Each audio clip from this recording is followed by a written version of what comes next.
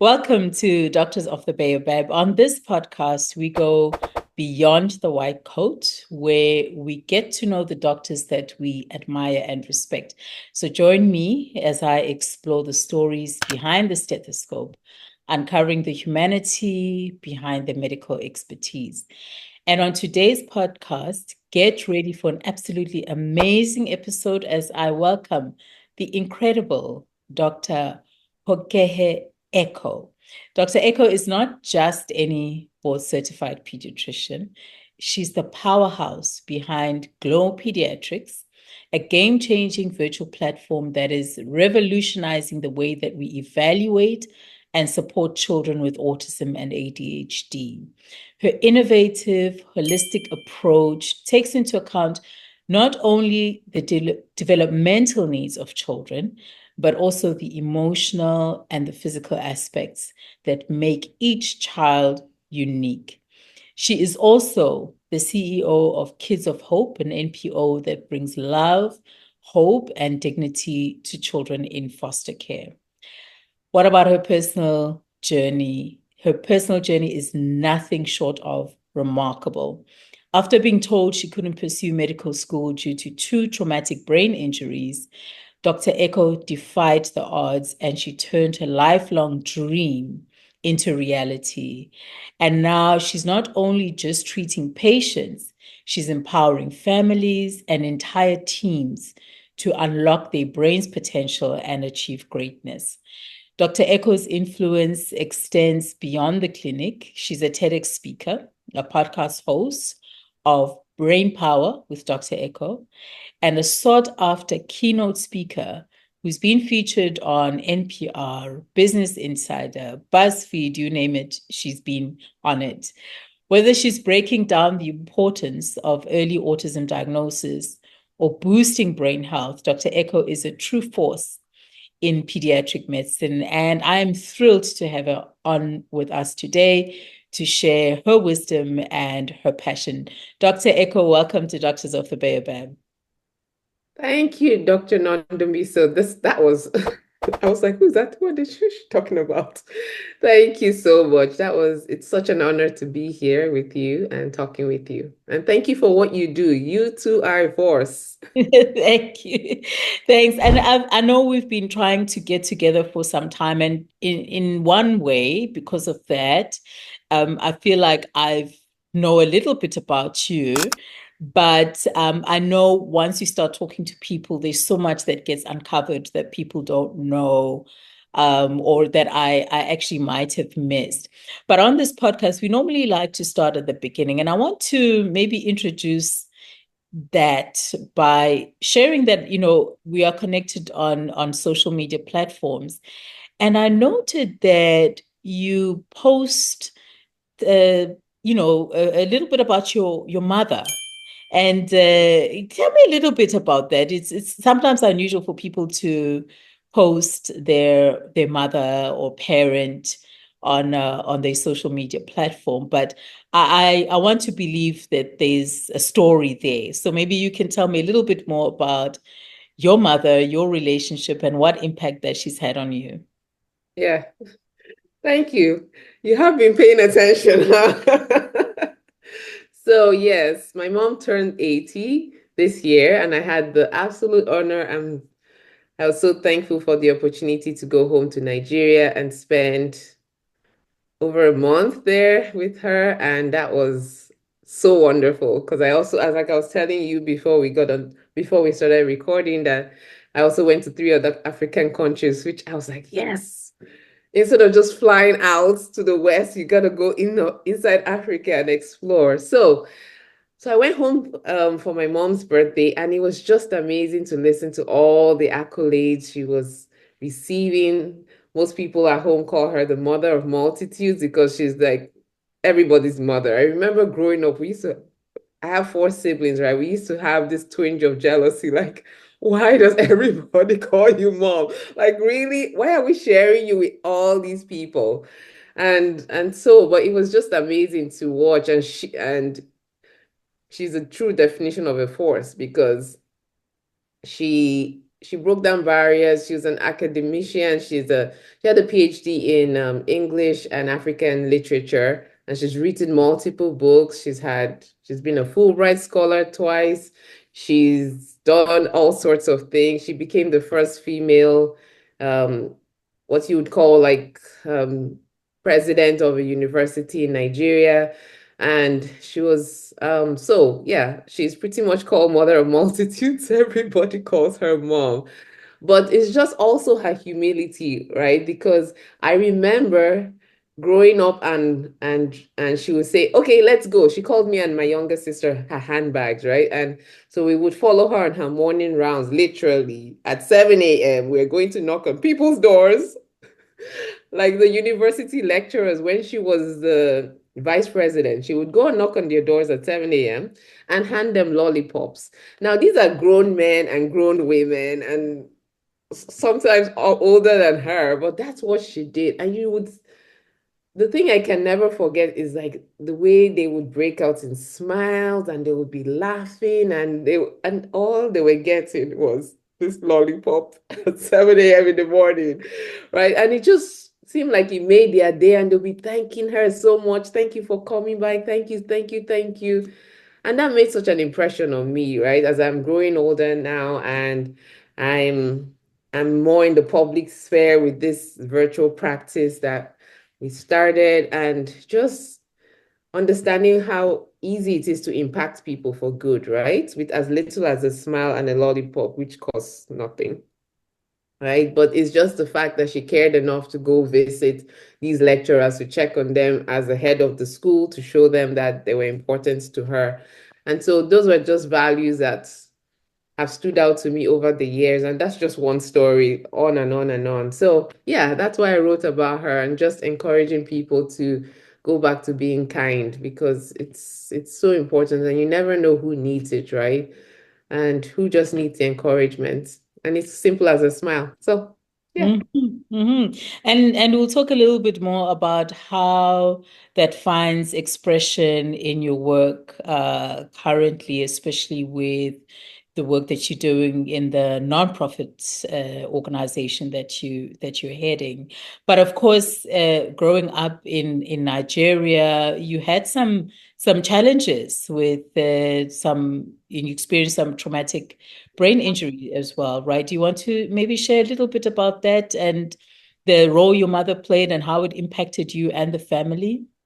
Yes.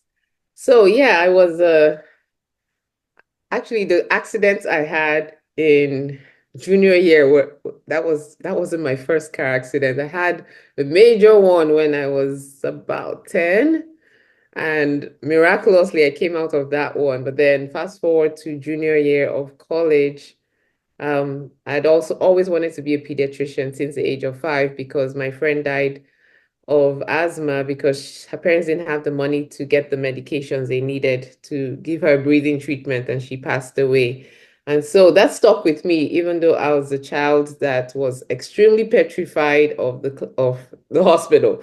Like I was that kid that you needed 5 people to hold down, right? But I decided for whatever reason I was going to be a pediatrician. So anyways, yes, I had the 2 car accidents and I started not to do well in school. And so my parents took me to see a neuropsychologist who asked me, after evaluating me, what I would like to do. And I said, I've always wanted to be a pediatrician. And he said, you're less than average. You have had brain injuries. You will never go to med school. He didn't even say maybe. He said, you will never go to medical school. So I believed the doctor. My parents were like, it doesn't matter what you say, she's going to med school. But I believed them and I believed him rather. And I failed out of school that semester. And then my parents were like, no, absolutely not. You're going back to school the next semester. So, and you know how important education is in Africa. It's like, no, you cannot.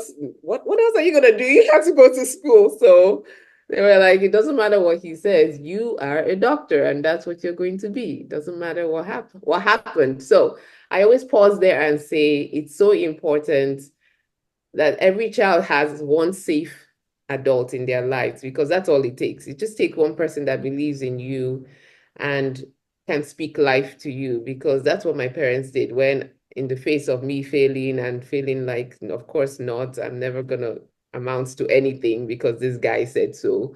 And so I went back to school. Was it easy? No, but I did. And I persevered through all of that and became a physician. And so that's the impact my parents have had, is just saying, no, you're not going to give up. It doesn't matter how bad it looks.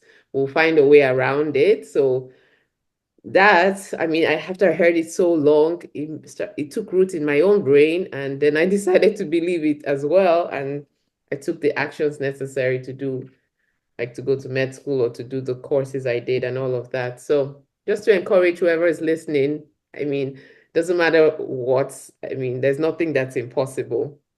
You have God on your side. You have someone that can speak life to you. There's nothing you can't accomplish. So I love those words. And I appreciate the role that you're highlighting about, in your case, the parents, but also just having people that support you in your journey along the way, that will support your dreams. No doubt, though, that you have your own internal drivers and motivations that you used to continue to propel you forward, and even today. And we'll get to what you're doing now and some of the groundbreaking work that you're doing. But for sure that you have mechanisms or lessons or teachings maybe that you may be able to share with me and the audience. How do you keep yourself driven, motivated, and moving forward despite challenges and barriers that you come across? that's like a daily question. Oh my goodness. Yeah. That's a good question. So, motivation is not needed. I've come to realize, because I think the most important thing is why. Why are you doing what you're doing, right? So for me, I have to keep answering that question. Why am I doing what I'm doing? And when I can answer it, then I can decide that I still want to continue doing what I do. And so I can get up and do the necessary things I need to do. Some days slower than others, but by all means, take the one step and the next step and the next step. That's really all it is. Because you're never always going to feel like, oh my gosh, I can break down all the mountains and push through all the challenges, because they will always continue to come, right? That's life. But it's a matter of perspective, right? So what looks like failure, if you turn it to, what was it I read the other day? I think it was Dean Graziosi. I think that's how you say his name. He said, he wrote about success tax. So when something quote unquote fails, you should look at it as, oh, I just gained some more success tax, because then your brain keeps, when you choose not to see it as failure, but only as a lesson, then your brain takes that, and then you keep building one on top of the other, right? And everything we go through, every experience, good, bad, ugly, I believe it all works for good and to make us into who we are, right? Because we have to learn the experiences, and life is funny. If you don't learn it, it will keep showing up in different variations until you learn the lessons that you need to. And so I believe that what keeps me going, what made me decide to become a pediatrician, is because I decided I wanted to help kids from that age. And it was of course because of what happened to my friend, but decisions are so powerful, right? The only reason I'm here is because I decided that I was going to go back to school, because I decided to believe that I could become a doctor, because I decided to push through even if I failed I mean, obviously, but it wasn't really a failure. It was just strengthening me to keep going, because life is full of challenges. So I've Mm, answered mm. that question. Yeah, yeah, and I'm curious. You mention and you talk about learning from challenges, learning from failures. Can you give an example of maybe one of the most important lessons that you learned and how you learned that, how you managed to navigate that challenge or that barrier. Okay, yes, I can. When I was in medical, no, was it? No, I was in residency, and I was pregnant with my second child, and I think I was like I was 8 months pregnant, and I had to go take my boards. I'm not sure why I did that. I shouldn't have signed up for it, but I did. So I carried my extremely huge self and went to this sit down for however many hours that test was. Needless to say, I barely failed it. I was this close to pass it and I didn't. And so I was so frustrated and just like, my God, how did I come this far to not make it? And I had to sit there and torture myself for all those hours. But, I just told myself, okay, I thought about what happened in the exam, and I knew that I was afraid of the exam, first of all. If I was to be honest with myself, I had those thoughts coming back about, no, you're not supposed to even be a doctor, right? And you can't do it and you're a failure. And all of those thoughts were filling my mind. And I could literally remember being petrified as I wrote the exam. And I was like, what in the world is going on? And because I didn't counteract those thoughts, I ended up failing the exam. So I decided that what I was going to do different was I was going to start calling myself a board certified pediatrician. From the minute I signed up for the next board exam, every day I just told myself, you are a board certified pediatrician, you are a board certified pediatrician. And then I found a different method of studying. So I did those two things differently. I went for my exam the morning of. I was like, you're board certified, as I was taking the exam. When the niggly fear thoughts would come in, I'm like, nope, I'm board certified. I'm board certified. And I left the exam hall and I said, I'm board certified. I just kept saying, I just refused to believe anything else. And I became board certified. So that's what changed. So when I remember that, even now when I'm facing challenges, I'm like, you just have to believe it and keep saying it. Your brain is listening to what you say, and your brain takes command from you. And often we forget that we are actually in control of our brains and we feel like our brains control us, but it's actually the other way around. So when you start speaking life to your own self, your brain takes note of it. And then you find that you start to override whatever the obstacles are. You're better able to get over the hump of it because you yourself have decided that that's what is going to be. And I'm not saying challenges won't show up. I mean, I still had to take the 5 hour, 6 hour long exam, but just that belief that I had what it I had what it took to do it. I had prepared, and this was the outcome I was hoping for and expecting, and that's what I got. I mean, it doesn't always work that way, but in this case, it did. And I found that even as I face challenges now and I go through setbacks and things like that, it may not always change to exactly what I want, but when I believe that good will come out of it, in whatever shape or form it shows up, it still is good. I don't know if Yeah. that makes sense. Yeah. It makes absolute sense. And I think what I'm hearing also is the importance of one's mindset, right? And I'm curious about then, after passing your exams, looking back now and where you are currently after you passed your board exams. So what is it looking back now over the time that you initially completed your board certification up until now? You've indicated that your mindset up until that point had served you very well in terms of growth and in terms of helping you to achieve your goals. At the point that you completed your board certification, what did your mindset direct you to do? And what kind of goals did it push you towards, or did it just happen organically? I'm just curious about that process of planning and goal setting. Okay. I mean, my journey it has twists and turns and all of that. I mean, I worked as a general pediatrician for 10 plus years.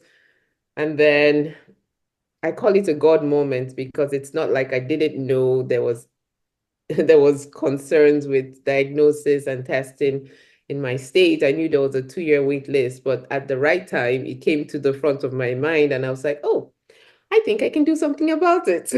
So I went to go get trained on how to do it, and that's how Glow Pediatrics was born.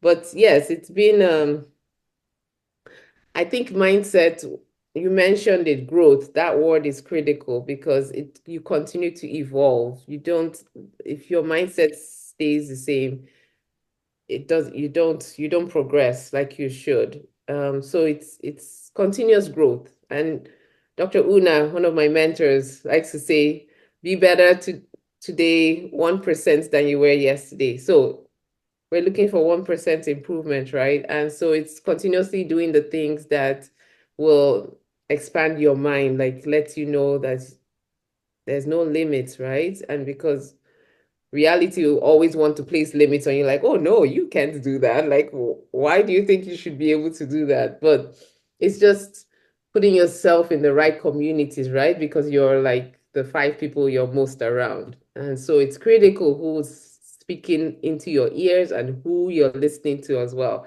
That also informs your mindset. So I think that mindset is greatly impacted by your environment, by the things that are going on around you, by what the choices you make, because it's a choice to decide what to believe and what not to believe, and just making those goals, do goals, and understanding that goals should be changed, can be adjusted, and it's not set in stone. So you don't, if it doesn't work the way you exactly thought, you don't immediately put yourself down and like, okay, that's it, I'm done, no more, because there's always a silver lining to everything, right? And if you look, you will find a way around it. So I'll give you an example.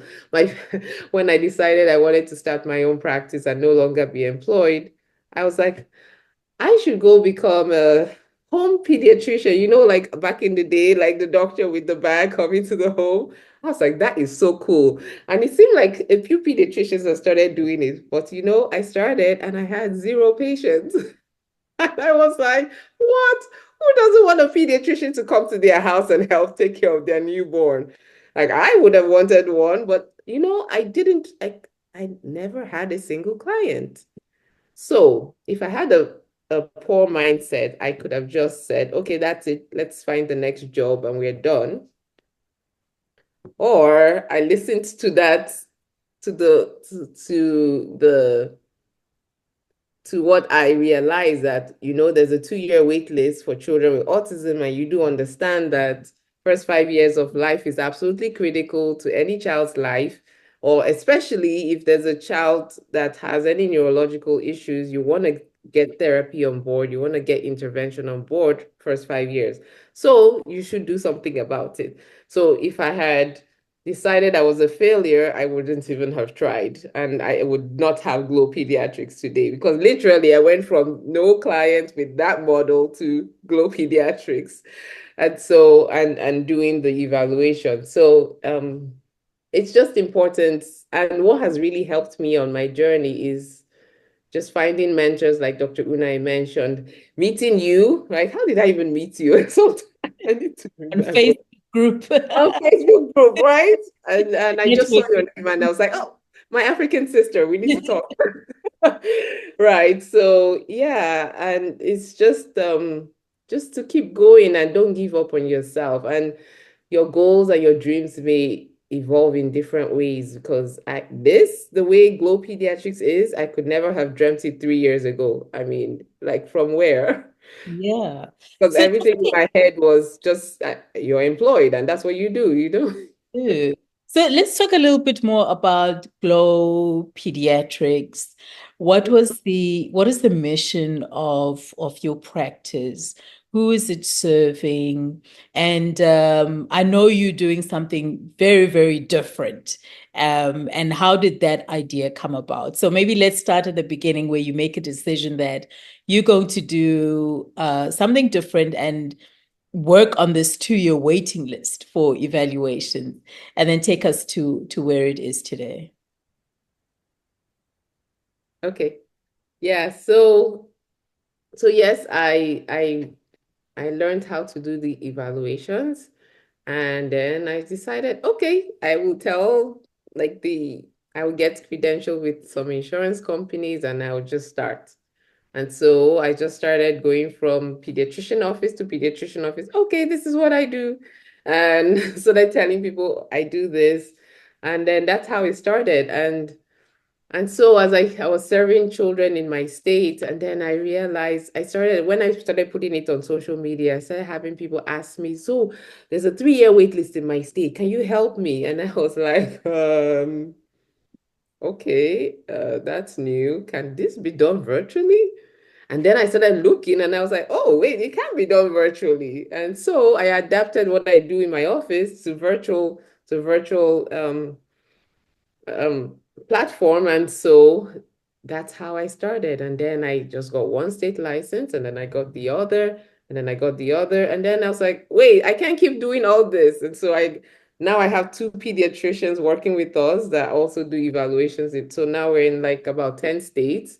So it just keeps evolving. And so if I waited to say, oh, what is it going to look like? I would never have started, right? So it's just I took the first step and then the next one, and then the next one. So it it's just about taking the steps. And I was completely afraid because I mean, in medical school, they don't train us to come out and have your own practice. They like go get employed. That's like the mantra you hear. Get employed, get a job, right? And so it's like doing it afraid, but then reaching out and asking for help.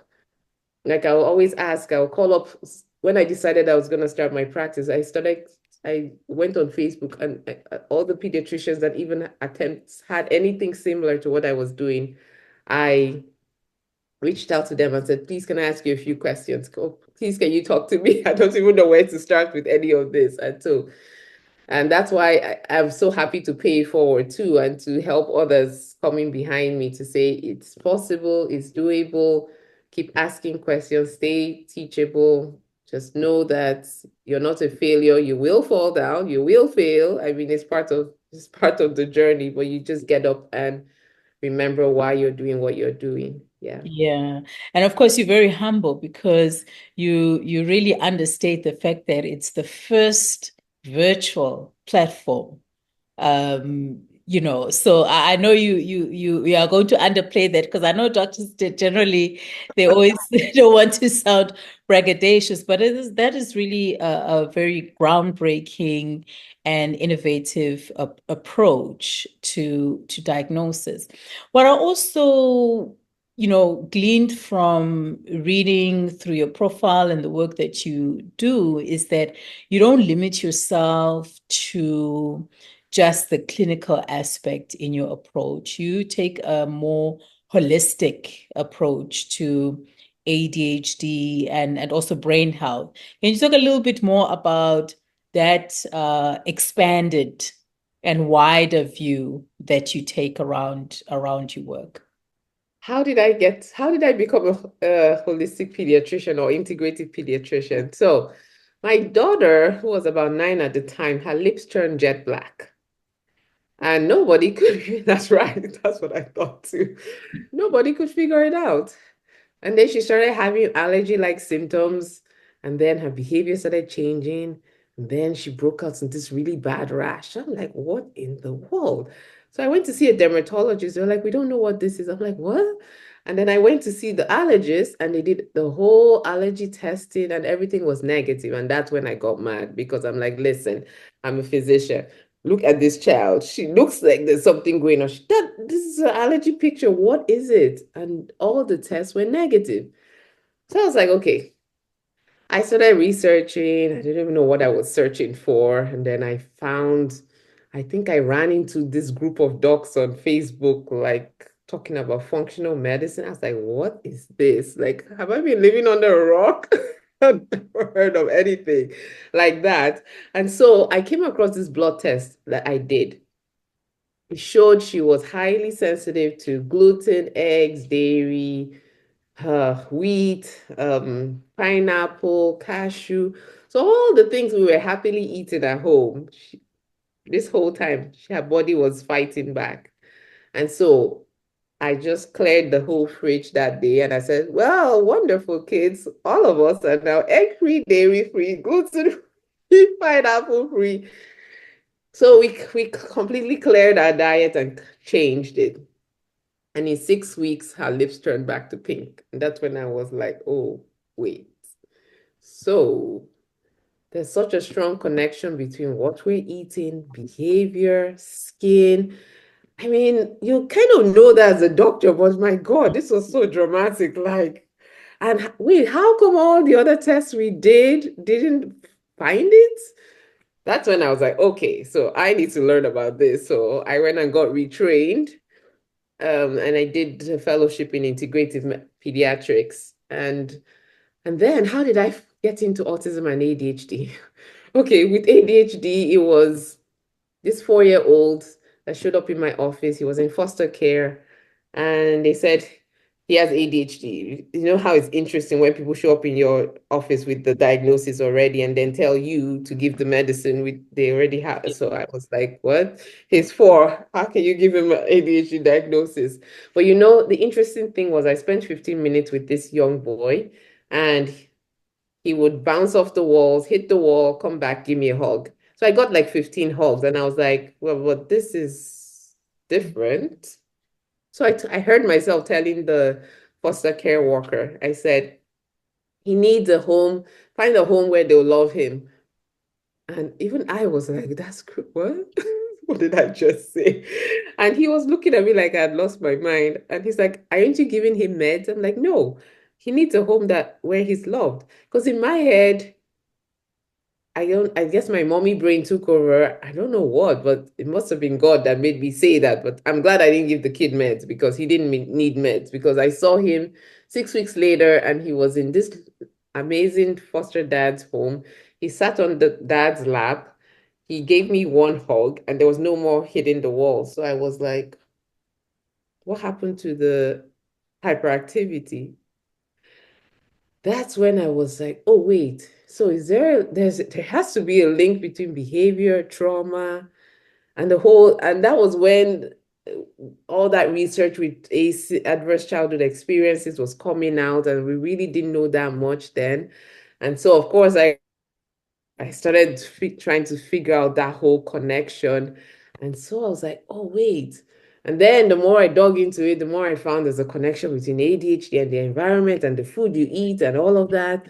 And then I was like, oh my goodness. So I did additional training on ADHD for just integrative way to treat ADHD. And then I did training on an integrative way to treat autism.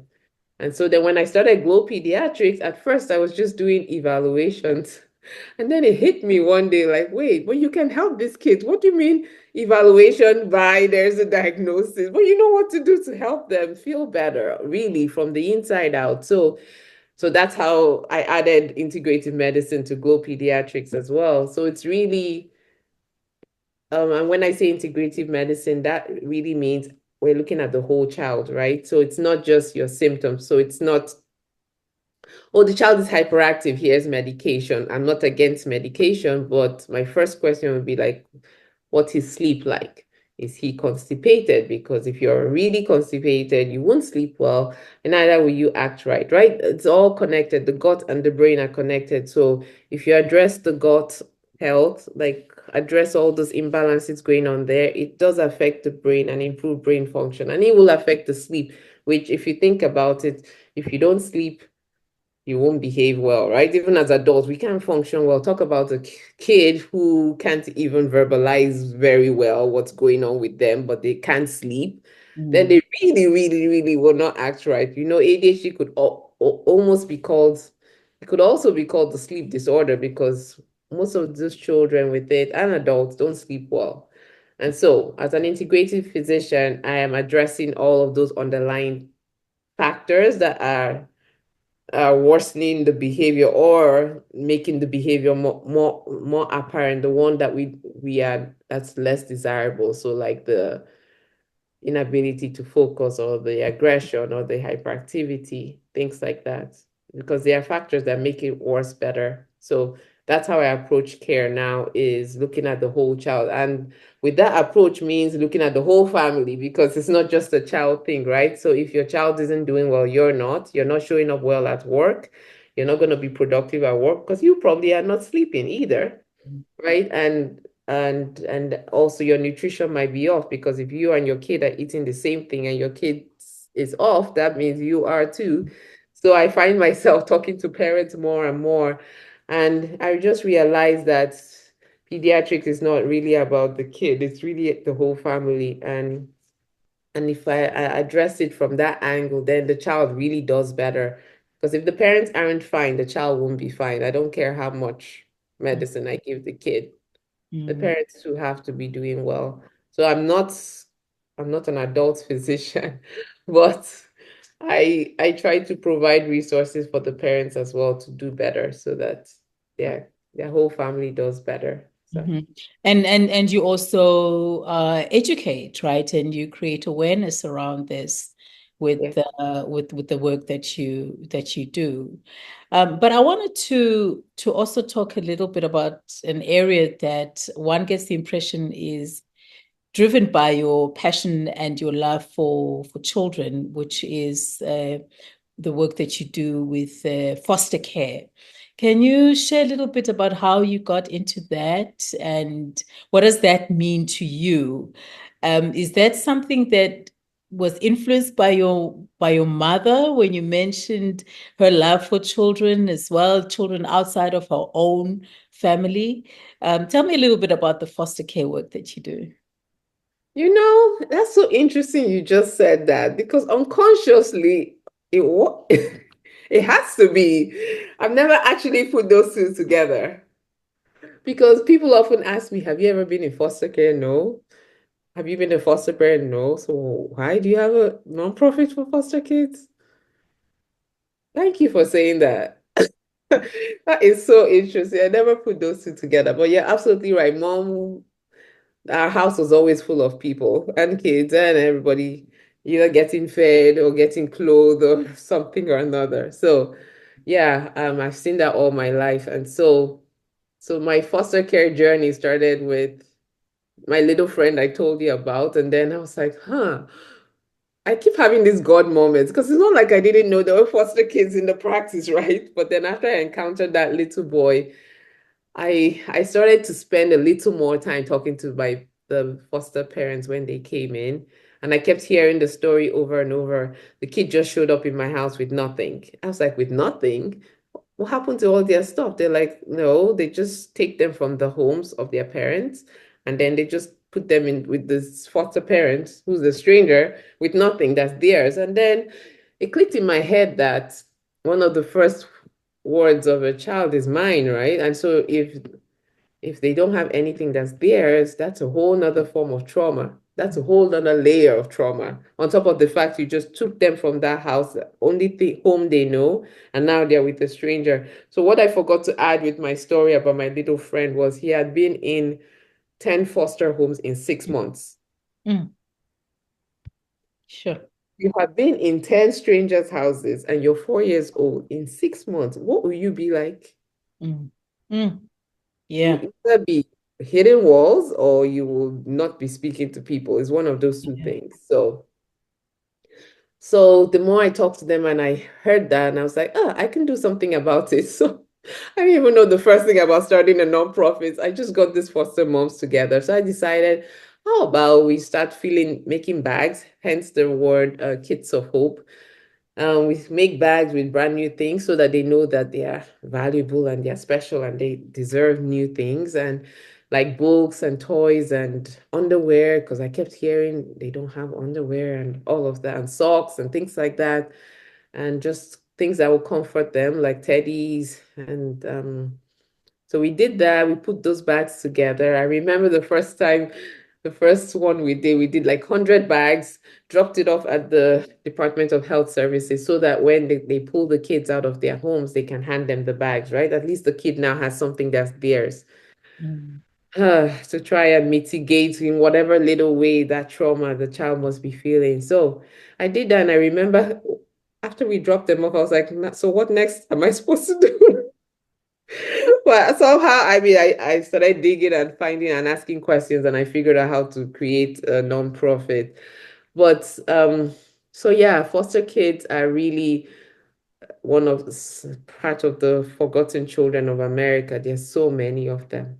Mm. There's over like I lose track. It's like over 500,000 or more kids. I mean, with COVID, there was so much more because of all the shutdown happened, and so abuse was happening, but then wasn't being seen because now everybody was home. And then once things opened up, then it's like this flood of kids having to be pulled out of homes and all of that. So there's a lot of that, but then there's the other tragedy that happens is that when they age out of the system at 18 years, they are often homeless, often on the streets, pregnant if they're female. 3% of kids that age out of the foster care system go to college. So, so, so that's what drives me is just how can I be of help to these kids in whatever little way possible. And we're just working on different ways that we can help. I mean, I can't do everything. I'm well aware of that.